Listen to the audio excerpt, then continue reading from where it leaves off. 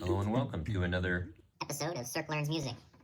Today I'm going to be using the Infinite Songbook to teach myself piano in Oracle mode, which is about my ability level. So the cool thing about the Infinite Songbook is if you already know how to play an instrument and already understand music theory, it'll help you to write songs by giving you kind of a bone structure for a song via a randomized chord progression that you then modify. And so you'll play through it and you'll fix it, which is super fun. Like that's what I normally do when I pull this thing out. But I have access here to this piano, and I am a fledgling pianist.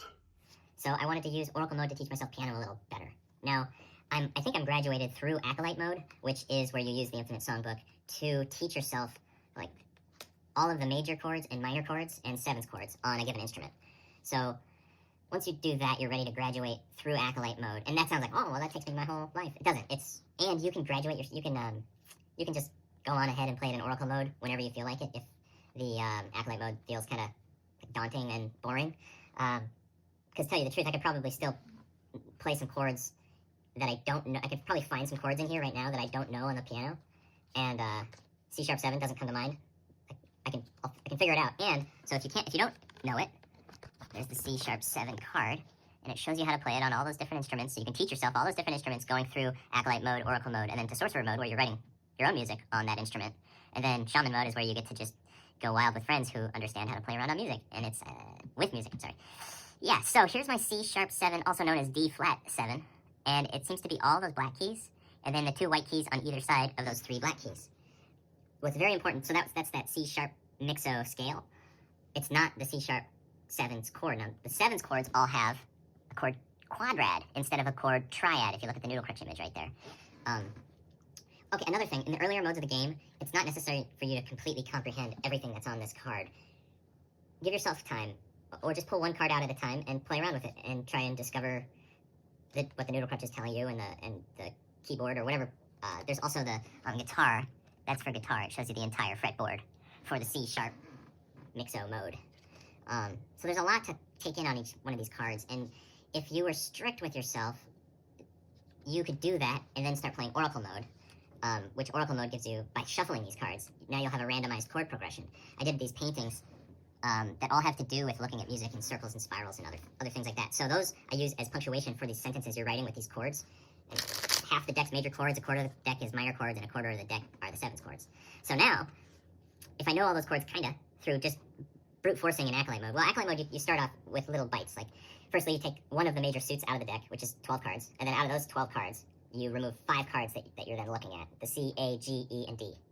And you learn those cards at your leisure, and Acolyte mode. So then once you have all those major chords, you start looking at the minor cards and see what's different from an A to an A minor. And there's only one of your fingers normally on a guitar or on a banjo or a mandolin. Or I think it is true. You're only modifying one thing. It's that third. It's the third corner in the shape. It's the third tone in the scale that you then flatten by a half step and it goes minor, or you leave it there and it's major. Or if you were in a minor, you can sharpen it a half step and then it's major. So that's the only difference between major and minor chords, is that little movement of your middle finger on piano. And then on the sevenths cards, you're playing a major triad. It's just like those major chords, except now you're adding one more note, that quadrad style. So note I showed you. After Acolyte mode, here we are in Oracle mode. So now I have a very general grasp on maybe how to make some of these chords, but I'm not the greatest at it. So now I just shuffled this. I'll draw cards out. Normally I do it on a table, but I'm trying to make it so you guys can see too. So yeah, normally you set it down and just draw. There's that F#7 that I might be kind of familiar with, but if I cheated and skipped ahead out of Acolyte mode because I started getting bored with that process, it might take me a second longer to figure that one out. B minor to B7 to C. Now the B minor is with the diminished third, and the B7 has the major third with the extra seventh. Okay, so I just drew until I hit this play card, which is a painting that there's 16 play cards in the deck, so they give you this random chord progression if you have the play cards spaced out adequately, which they're 16, the ratio of like 48 to 16, it should be 3 chord cards per 1 play card. But of course, chances are you can just pull one card and then it stops, or you can pull out like a huge progression if you have all the play cards bundled in one spot, which means all the chord cards will be bundled in the other spot. And you're like, okay, where's that play card? Where's that play card? And you get a really big, long, ridiculous one. But in Sorcerer mode, that is you can cut that down and pair it and change it however you want, move it around and make it into 2 different songs even if you want to, or just get rid of some. But the idea with the Sorcerer mode is you try to make the slightest amount of changes possible to make it work. Now in Oracle mode, this is fate. And maybe I don't know enough to manipulate music theory and to manipulate the cards using music theory. So maybe I should just play through this. Now, the big difference between Acolyte and Oracle is the Oracle is in the flow of time. So we gotta play these chords. I'm gonna move them down. We gotta play these chords and keep our time, which will be, that's the whole exercise. I'm just gonna move this up here because we don't need it anymore. It stops the progression. So F sharp 7, F, play F. I can play the F's octaves down here, find my F sharp, and then F sharp, nope. There it is. So F sharp 7 is cool.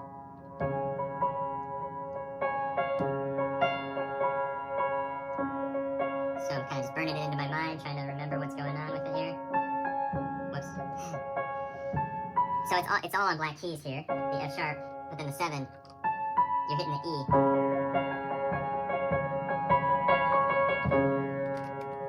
Okay, so hopefully I just learned that enough, and I'm gonna be moving on. Leave it there. Maybe that works. Actually, what if I just did that? Does that work? Yeah, I think that's fine. That'll work. Huh. All right. So we'll do our F sharp 7 just to get it back in our brain. Now B minor.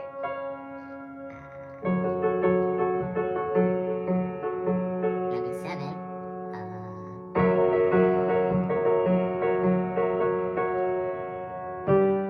C major. Easy peasy. Now to the F. Again, what was that F? It was like that. No? That was down to the B7 here. So that's something I would probably change if this was in sorcerer mode. I would probably move this C, maybe break up those two Bs, or maybe I just didn't like the B7 to the C transition. Them being next to each other kind of was bugging me, but it might not as I play it through in time better. Here, let's try it again. And you just keep doing this. You just keep taking. It's like getting running starts at some, like, so you're trying to jump over a wall, or that's almost high enough, but you can't do it. You miss, and then you just run it again and try it, or like learning how to walk on a slack line. And you fall off, and you're like, back to it. It throws you off. You just have to have that attitude to work through these things. B. Give myself plenty of time to get to that B minor now here. Nice and slow.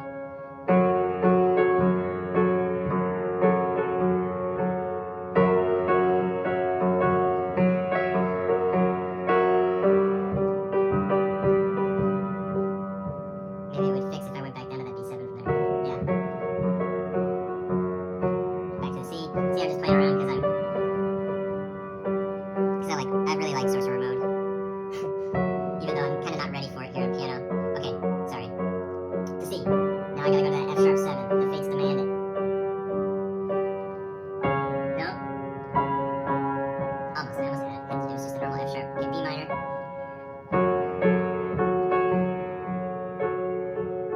B sharp 7. C. That's funny that I couldn't find the C there. Maybe I'll go up for the B minor. That's what I'm doing. Okay, you can hit any of these chords in different octaves. It's a circle, so instead of going around this way to the circle, you go around this way to find that same thing. So again, F sharp 7.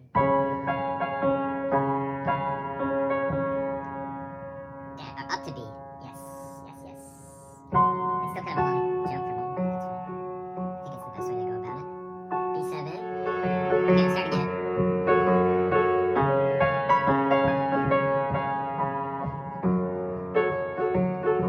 Okay, now B7. Now C. I just made that a 7, but for fun, to make it fit, because I'm used to playing in sorcerer mode, and I like sorcerer mode. I'm almost ready for sorcerer mode, as far as playing this in oracle mode. But I'm not, because I keep doing this annoying, like, just how people can rush through acolyte mode to get to oracle mode, you can rush through oracle mode to get to sorcerer mode. But in sorcerer mode, you're going to be able to change things around and say, ooh, I suck at that chord, I don't want to play that chord, or something like that. So this is an attempt to make you, like, sit down and learn these damn chords. And learn them pretty good. Like, learn them so that you can, like, ooh, new one. Oh, now you're different one. Like, and then you're hearing me, I'm just oscillating, I'm just dancing around with those same finger positions once I find the chord, but then I have to move to a different one. and know the new finger positions for that different one. So that's Oracle mode, and it's a little tedious for me too. It's the sorcerer mode is where we're trying to get to. But what I'm finding is when I play this, when I force myself to do these things, cool. I mean, this is a pretty nice sounding progression once I get it going, and it was just fate generated random progression. Now B minor. I should be able to hop to that one a lot faster.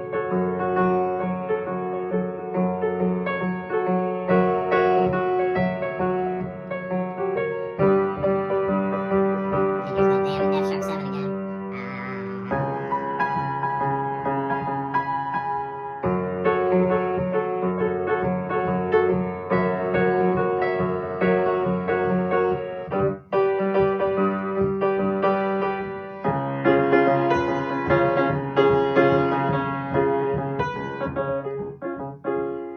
I had it.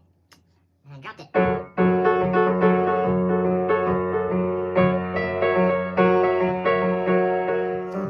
Okay, let's try that again. Let's do it again. A couple more times here.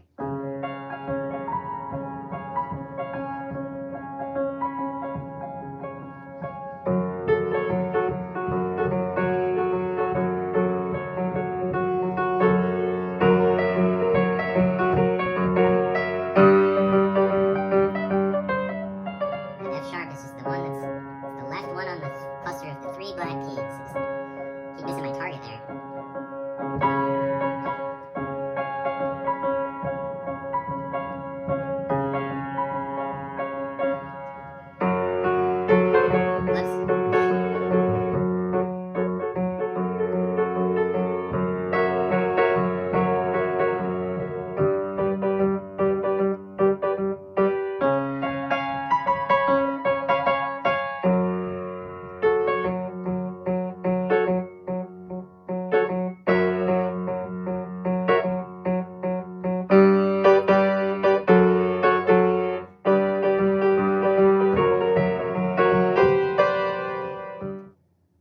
If I can play this good, I think it's going to be good. I think the fates must think I'm better at piano than I am, because at first I...